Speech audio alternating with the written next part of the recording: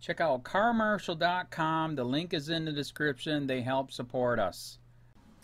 Hey, Charlotte County. This is Charlotte County Cop Watch. And we finally got an article in the paper from a thing that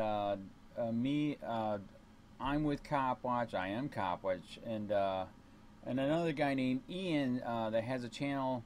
So they call it Freedom because as it states, you know, they say it's freedom, but it's really not. So here at this hearing, it was COLLIER that was accrediting Charlotte County Sheriff as a good place and good people, good community relations. And as you guys have seen with the channel, that is total bullshit. Also, that same day, the day before, was a call-in where you could be anonymous. And we slammed the phones so much, we had the big YouTube channel illegally taken down the same day. Unbelievable. Free speech in Charlotte County is dead. Completely fucking dead. 5 years of work, 77 million views, 67,000 subscribers, and they killed it. So it's very sad, very, very disgusting. But anyways, so they the reporter was there. They finally did a article here because people are so scared of the corruption here. Only 3 people showed up: me, Ian, this other family that we didn't know. And basically, this family's son was a veteran, had PTSD. He was on some drugs, and if you're on any kind of drugs here in Charlotte County, your life will be ruined. And it was ruined here. I'm going to do a screen reader after this. Story is sad. But sure enough, the Charlotte County started messing with them and just totally destroyed the life. And I just read the story. The really sad part about this was they gave him, it all started with, he ran a stop sign on his bicycle. Oh my God. Some of you know that I have 17 cameras on the house, and I'm right near a stop sign, and there's families near the stop sign. We have 3,000 videos of people blowing a sign here because they've almost hit kids, they've almost hit me, and the sheriff knows about it, and he told us one time that, oh, we can't do anything because a cop wasn't there. That video is not real, which is a lie. We have red light cameras in Florida. We've already had a judge that stated if 2 cops see the video and think that you ran a stop sign, you can get a ticket. And but that we're in a middle income class neighborhoods where we can actually afford a lawyer. But the place that they gave this guy a ticket at for running a stop sign on a bicycle was in the poor section. So they are just destroying lives down there. So actually, as you know too, that is an unequal justice under the law. That is completely illegal.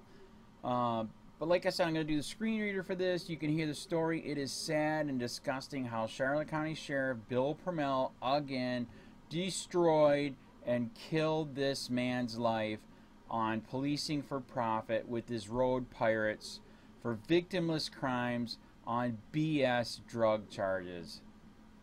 We must stop the war on drugs.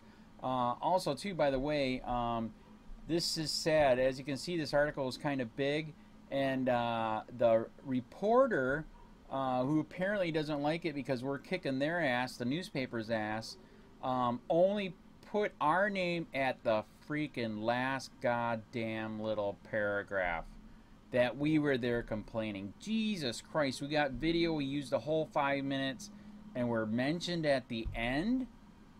That is sad. I think, like I said, they're pissed because we actually do real reporting and they do freaking fake reporting. And here's proof of your fake reporting: CCSO.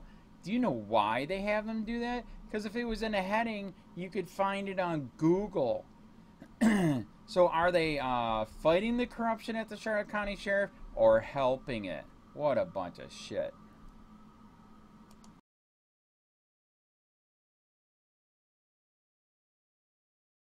They finally did an article on the calea event for the accreditation of the Charlotte County Sheriff. And how a family showed up. Only 3 people showed up. They're so scared of the corrupt Charlotte County Sheriff Bill Prummell. The day before you could call in anonymously and we slam the phones. That is a day that they illegally took down my YouTube channel of 77 million views, 66,000 subscribers, 4 million views a month, 5 years of work just because we slam the phones and they're Nazis. But they finally did a article. We were there that day to make our complaints to calea that Charlotte County Sheriff does not deserve this accreditation. Because with calea you have to have a good community relations and there is none. This is a big story of how the sheriff destroyed somebody's life for a victimless crime again. And then myself and Ian were only mentioned at the end, last sentence of the whole article. Very sad. Deceased veteran's family speaks out at Charlotte County Sheriff public hearing. By Ann Easker. Staff writer. Brett Rule had graduated from his drug rehab program and was about to start PTSD treatment when he was taken into custody again for an alleged sale of 2 pills to an undercover narcotics detective that occurred 14 months earlier. I believe this accusation was false, but we won't ever really know, his father Brick Rule said at a public hearing for CCSO's accreditation assessment Wednesday. The case was dropped because of my son's death. Whether or not this was a factor in his death, I don't know. I won't ever know. But whatever policies we have in Charlotte County that would lead to something like this, they don't have a place in Charlotte County. Rule told his son's story to assessors from the Commission on Law Enforcement Accreditation, who are in the process of conducting an on-site assessment of the agency, evaluating whether it meets 484 professional standards. The public was invited to comment on the agency's services and operations Wednesday at 5 p.m., or by phone or email. Brick and Cheryl Rule came to the hearing because they feel their veteran son was a victim of the sheriff's office. Brett fought in Iraq and came home from war a different man, they said. He suffered from PTSD and had severe injuries from getting run over by a car after his discharge. He eventually wound up like so many veterans do as a homeless veteran with a drug addiction, Rule said. His parents finally persuaded him to get help through the VA, and he got a place to live at the Veterans Village in Punta Gorda. But on Veterans Day 2016, he was stopped for running a stop sign on his bicycle as he was leaving a parking lot. He was charged with 2 felonies and 2 misdemeanors. His mother, Cheryl, said she believed the deputy escalated the situation. The deputy described Brett as skittish and fidgety, which were normal symptoms of his PTSD. The deputy grabbed his arm, making things worse, and eventually pushed him face down on the ground. The felony arrest resulted in Brett losing his housing at the Veterans Village and being out $1,000 in bail money. A similar instance happened again in December, resulting in additional charges. Eventually he found housing and got into a treatment program in St. Petersburg. When he came back for his Charlotte County court date, the prosecutor agreed to drop the felony charges, while Brett pleaded guilty to 2 misdemeanor charges. His treatment program was accepted in lieu of jail time.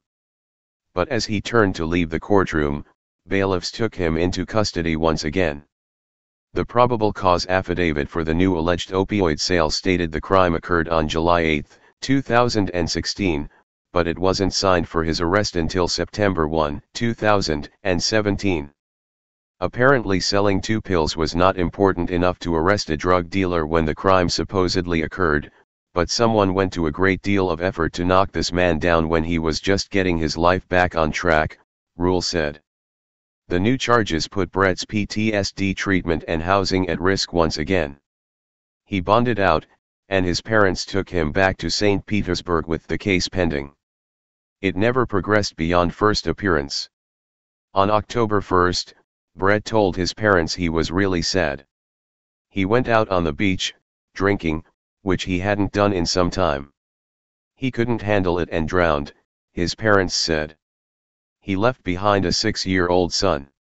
They don't know for sure whether the new charge played into his death, but think it's a strong possibility. It would play into my mind if every time I got up, I got arrested, Rule said.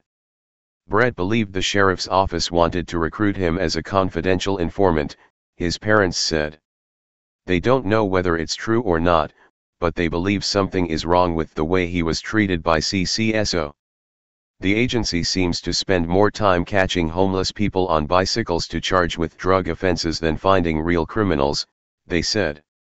This kind of police work doesn't help anyone, ROLLE told assessors. It doesn't help this community, and I think it's a shameful way to treat a veteran. Other members of the public at the hearing included Andrew Sheets and Ian McGuire, who both run YouTube channels centered on police corruption. Both were critical of the agency's policies and alleged lack of transparency. Email, aeasker@sun-herald.com. Brett ROLLE was a veteran in the U.S. Army who fought in the Iraq War. He died in St. Petersburg on October 1. Photo provided. I've got to apologize for the telephone. I forgot to turn it on.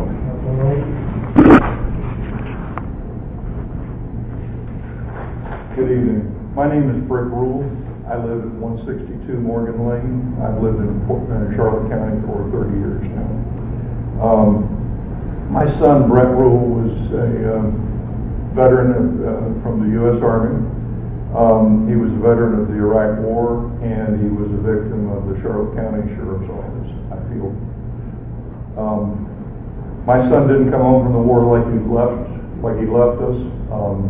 He had PTSD. And he had severe injuries that he received in a car accident after he was discharged as a pedestrian when a car ran over him. He eventually wound up, like so many veterans do, as a homeless veteran with a drug addiction.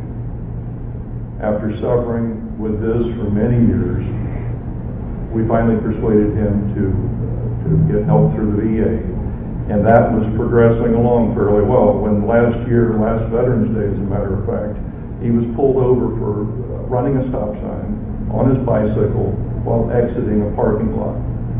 The arresting officer managed to escalate the situation pretty easily. He had PTSD and he was a drug addict, but the situation was nonetheless escalated.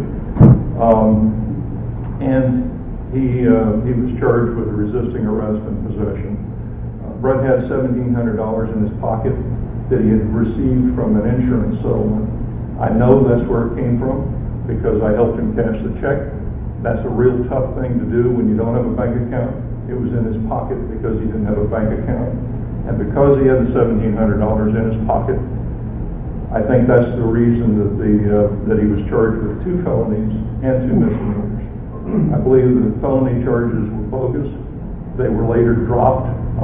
They were abandoned before it ever went to trial.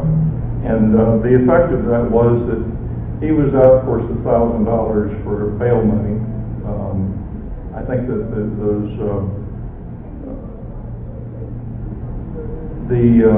second result was he was kicked out of his veterans housing that he was in because they don't tolerate felony arrest. Now, that's just, regardless, that's background. My real problem is that he eventually did get into a drug rehab program through the VA, and he found housing in St. Petersburg. When he appeared in court for these charges that he got at Veterans Day, that was September 5, just before the hurricane, he pled guilty as a matter of expediency to the charges. We wanted him to proceed with his treatment program. The district attorney accepted his almost 500 pages of documentation for the month in rehab and the time spent in intensive outpatient therapy with the VA, and that program was in the middle of its process. But nevertheless, the district attorney accepted those as in lieu of jail time, and everybody was happy. As Brett was turning to leave the courtroom, the bailiffs took him into custody again, and this was, we found out later, they couldn't say why they were taking him into custody at the time, but we found out later this was a probable cause affidavit that a detective had sworn out just about 2 days prior to the hearing. I think that was on a Friday, and the hearing was on right after Labor Day. The probable cause affidavit alleged that Brett had sold this detective 2 pills 14 months earlier. Now, whether or not you believe the allegation doesn't make any difference. What's really important is the motivation that would lead anybody to come up with a charge like that at that time. You know, whatever policies or people or what purpose could it possibly serve to come up with that more than a year after the fact? It wasn't important enough to arrest him when this supposed sale occurred, but somebody went to a lot of trouble to find this, to dredge up this probable cause affidavit, just to knock him back down as he was trying to stand up. He was in the middle of a treatment program, and this charge put his current housing and his treatment program in jeopardy. And I can tell you that the waiting line at the VA is not a small thing. I should point out that he was just beginning his PTSD treatment program, and he was looking forward to that. So he was expecting to spend quite a bit more time in treatment with the VA. This arrest put both of those in jeopardy. I believe this accusation was false, but we won't ever really know. The case has been dropped because my son's dead. He died the 1st of October. And whether or not this was a factor in his death, I don't know, and I won't ever know.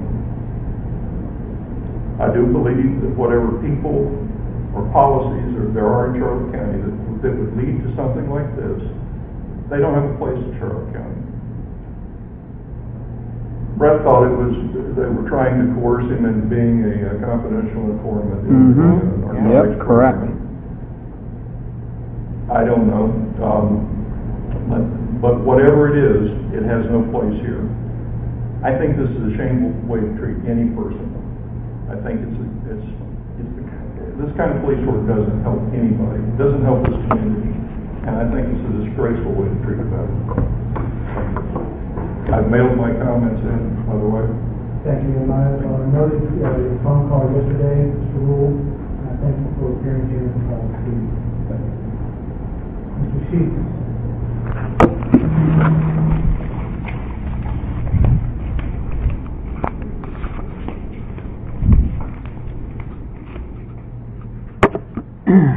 My name is Andrew. I started Charlotte County COPWATCH because I personally experienced corruption here too.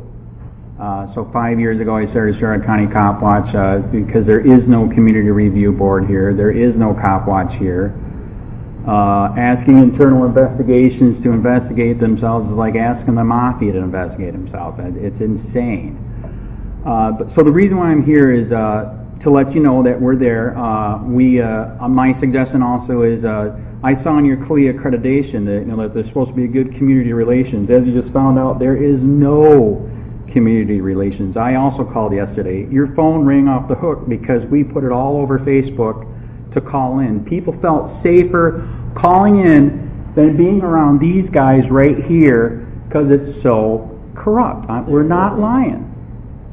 That's why my YouTube page hit 77 million views in 5 years doing corruption stories here nationwide. So we're asking for a community review board because there is no relations here. We're also asking too, this is one of the last places on the planet that doesn't have body cameras, car cameras, or court cameras. I will admit body cameras is pushing it. It's a new thing, we still need it. But there's not even car cameras. It is unbelievable. Axon Body Cameras was offering the cameras for free, and they knew it. They wouldn't take them. That's a sign right there that something might not be right. We can hardly find any lawyers to fight any of the cases. We have many, many cases that we can take to court, and hardly anybody will take anything here because the courts and the cops and the sheriff. It's so corrupt here. It is disgusting. So we're pushing for that. Freedom of speech here is dead. I was just asking this tall guy back here who works at the court. When you walk into the court, supposedly you can't record anything there, and I have a friend sitting here who recorded there, and they're bringing them up on contempt of court charges. Even the TSA allows you to record, you know, what they're doing. They're trying to say it's for safety concerns. I disagree. Freedom of speech is dead again. Another friend of mine that helps out with what I do was at a Donuts with Deputies meeting, public place, public officials, and there is a sign on the door, you cannot record. We have it on video. They were not allowed to record. They were not even allowed into the room. Tisdale case, 11th Circuit Court just won $200,000 on that same type of lawsuit. Freedom of speech is dead again with their Facebook. If you do not agree with anything that they say on the Charlotte County Sheriff's government-ran Facebook, which when it's government-ran, it turns into a government entity, which means free speech. Yeah, you gotta like them too. You cannot say anything. I have multiple names that are blocked. It's only bootlickers and copsuckers allowed. Everything's fine and rosy, even though we probably killed this man. You changed my life. I experienced the corruption too. That's why I started COPWATCH. I've had multiple experiences of their corruption. So anyways, that's why I'm here today. It's got to stop. I believe they do not deserve the CALEA unless they really become transparent. Fort Myers was busted for major corruption down there with the police department, and they said to prove that we're not corrupt, we're getting body cameras and car cameras. And that's awesome. But here, crickets. And one more quick one. 5 people dead in jail, no outside investigation. That's insane. And then, like I mentioned to you, I think I did talk to you yesterday, 2,000 people in the jail and their attorneys were recorded. That should be a national story. And it never went national. It's mind-blowing. Like I told you, I called some of these lawyers, and the lawyers were like, God, that was weird how they knew everything when they went to do the plea deal. That's because they're recording it all. That's insane. That violates our Bill of Rights and the Constitution. So, by the way, I do believe in police, just not corrupt police. That's all. Thank you, Mr. Chief, for your comments and for your telephone call yesterday. Thank you, Mr. Rule. Okay.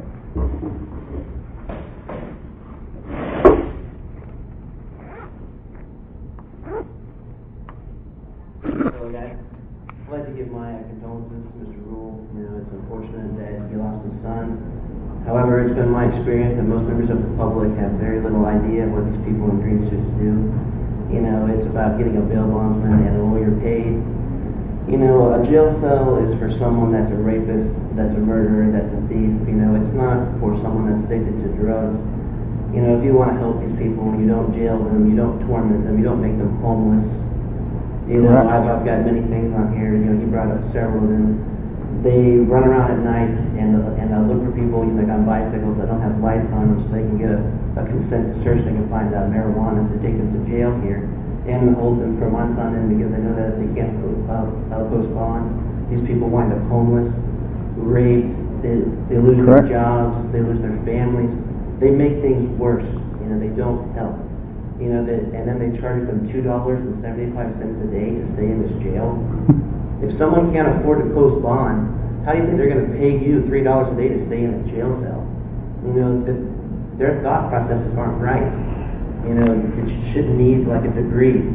You know, like to figure out that, you know, like if I don't have the $100 to post bail, how am I going to pay you $3 a day plus a $20 booking fee to sit in this jail cell and be tormented and raped every day? You know, it's a sickness, you know, like in our society. You know, they've had 5 jail deaths because in the past 5 years that people jumped like to their deaths in there, kill themselves. The sheriff says he has no idea like what happened, and there's documented cases of COs, and I guess in jail taunting mentally ill, you know, inmates, you know, like eating their own feces and smearing it, you know, on the wall. You know, no wonder why these people jump to their deaths in there. There's no hope. You know, he takes over 40%, you know, like of the budget. For what? He says that he prevents crime. People call a cop after the fact. I've never called a cop and been like, hey, 10 minutes from now, somebody's having small amounts of drugs and marijuana. That does nothing for society at all. Most of these officers, when you speak to them, they're very rude, they're very confrontational. Correct. They want to answer you any questions. You've got violent criminals. Actually, like I worked in a nurse's aide, and here recently, I had one of my patients, his home was burglarized and he was beaten and robbed by a career criminal named Jeff Miller. Okay? Mr. Miller got arrested for burglary, that was a battery, I think it's like abuse of an elderly person and guy arrested 65 years old. He was out of this jail the next day. I was out on bond for a DUI and got arrested by one of these tyrants for handing out flyers in Punta Gorda for Sheriff Pope. And they tried to off-bond me on a loitering charge and locked me in that jail for God knows how long, like until that case, would have gone to trial. But you let someone like Jeff Miller, that victimizes the most vulnerable of our society, elderly and mentally ill people, you let them out of there the next day, and you say that you promote public safety? How does that make any sense whatsoever? They don't deserve any accreditation. You should investigate these people. Correct. They are wrong for what they do. Correct. And then they investigate people that try to bring about change. There's been several of my associates, I won't name them for obvious reasons, that have been investigated by Susan Edwards for making public records requests and confronting Sheriff Prummell about his policies. That's why I won't put my name on that piece of paper, even though I know that they know who I am. But I do it out of principle so that when others come, that they know to remain anonymous so they're not harassed or killed by one of these people. Because they do not serve the public interest. They help no one. If you can't even help Richard Lamont, a disabled, mentally ill veteran that's got the IQ of a 12-year-old, and keep people like Jeffrey Miller, someone that's already been to prison for breaking into an elderly person's house and robbing them before, in fucking jail, then how are you going to protect the rest of society? I want you guys to tell me that. Can you explain that to me? Now that's all I have to say. Hey Charlotte County, this is Charlotte County Cop Watch, and I wanted to explain what fair use is. You can use pieces of news articles if you're doing it for news reporting, you have commentary, and you're doing it for education purposes. So that's what fair use is, as you can see right here. Another reason why I wanted to make this video is to let you know I have just joined with Patreon. A nice thing with Patreon, I make no money on YouTube. They took the money away years ago, and so this is another way to give, and it's a nice thing too because you can give monthly. You can give $1, $5, $10, whatever. I do 4 to 5 hours a day on trying to wake the sheeple up on how corrupt it is and different ways that you can fight the corruption. So Patreon is a way that you can do it, and then of course the old way is still there. Donate to Sheriff County Cop Watch with PayPal or credit card. So keep that in mind. 4 to 5 hours a day. I make no money, but the corruption happened to me and I'm sick of it, so I'm trying to wake people up. But my wife would love it if if we could get some help out there. There's 47,000 subscribers. Just think if each one of you subscribers just gave let's say actually yes, $1 a month. 47,000 subscribers gave $1 a month. That would be awesome. That's not going to happen. But anyways, that would be great if it did happen. But do the math in your head. Just think about it. Like I said, 4 to 5 hours a day. I get no money from YouTube. YouTube has gone nuts. You can't do anything anymore. They're taking the money away everywhere. So these are a couple different ways that you can still help out with all this time that I put in. And as you know, I'm in a special situation where, at least I can do it. 4 to 5 hours a day. We have a cleaning company during the day. That's what allows me to do this, and we're debt free. So this is my hobby. I don't go fishing and all that other crap. I try to save the world. So help me out to make the wife happy, man. In fact, if you guys did give $1 a day, and there was 47,000 of you, and you did it, and each of you gave $1, and that was every month, oh my God, yes, I could quit. I could start suing them. Another idea too that we have is you know, if I got, you know, some funds, we could actually contact everyone that has been ticketed and or arrested and put in jail and start sending them postcards to let them know we're here, and to see if everything went all right, and if it didn't, find out their story. So we could even do more investigations and more lawsuits. Lawsuits take money. So just think about that. You know, 47,000 of you so far right now. You know, $1 a day. I mean, $1 a month on Patreon, or $5 a month Patreon, 10, 20, whatever. Just do the math in your head. Help out. This is a lot of work every single day. Thanks.